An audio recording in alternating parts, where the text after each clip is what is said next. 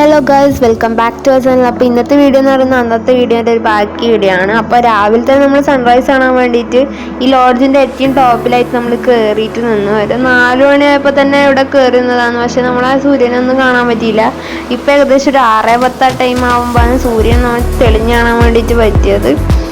എല്ലാവർക്കും നിന്നും അടുത്ത് ഗൈസ് എന്നാ വേണ്ട ഗൈസ്. ഇവിടുന്ന് നോക്കിയാൽ തന്നെ നമുക്ക് വിവേകാനന്ദ പാറ കാണാൻ വേണ്ടിയിട്ട് പറ്റും. പക്ഷെ നമ്മൾ എന്തായാലും അങ്ങോട്ടേക്ക് പോകുന്നുണ്ട്. അടുത്ത വ്യൂ എന്ന് പറയുന്നത് ഏറ്റവും നല്ലൊരു അടിപൊളിയായിട്ടുള്ളൊരു വ്യൂ ആണ്. നിങ്ങൾക്കെല്ലാം ഇങ്ങോട്ടേക്ക് വരണമെങ്കിൽ വരാട്ടോ. നല്ലൊരു ലോഡ്ജാണ്.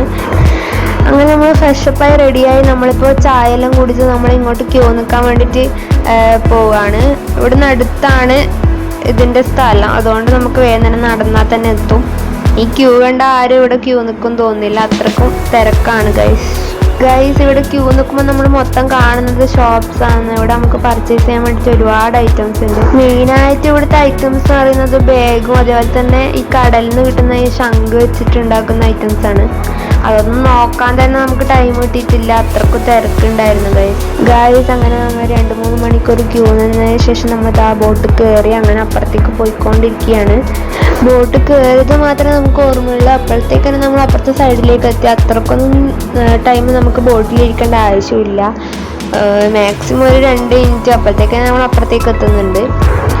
അങ്ങനെ നമുക്ക് വിവേകാനന്ദ പാറേൻ്റെ ഉള്ളിലേക്ക് നടന്നുകൊണ്ടിരിക്കുകയാണ് ഗൈസ്. ആ കാണുന്ന ആ ഒരു സംഭവമാണ് വിവേകാനന്ദ പാറ. നമ്മൾ അതിൻ്റെ ഉള്ളിലേക്കാണ് കയറാൻ പോകുന്നത്. അതിൻ്റെ ഉള്ളിലേക്ക് നമുക്ക് വീഡിയോ എടുക്കാൻ അനുവദിക്കില്ല. അതുകൊണ്ടാണ് അതിൻ്റെ ഉള്ളിലത്തെ വീഡിയോ നമ്മൾ ഇടാനില്ല. ഞാനതിൻ്റെ ഉള്ളിൽ നിന്ന് വീഡിയോ എടുക്കാൻ നോക്കിയപ്പോൾ തന്നെ ഒരു ചേച്ചി പറഞ്ഞു ഫോട്ടോഗ്രാഫി അലോഡ് അല്ലാന്ന്. അപ്പം തന്നെ ഞാനെടുത്ത് കീശയിലിട്ട് പിന്നെ വെറുതെ റിസ്ക് എടുക്കണ്ട വിചാരിച്ച്. അപ്പോൾ പുറത്തുള്ള കാഴ്ചയാണ് ഇത്.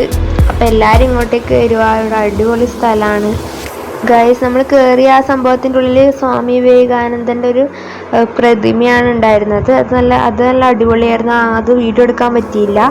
അപ്പം അതിന് നമ്മളിപ്പം തിരിച്ച് റിട്ടേൺ പോവാണ്. ആ കാണുന്നത് വേറൊരു ബോട്ടാണ്. അതേപോലത്തെ ഒരു ബോട്ട് തന്നെയാണ് നമ്മൾ തിരിച്ചു പോകുന്നതും.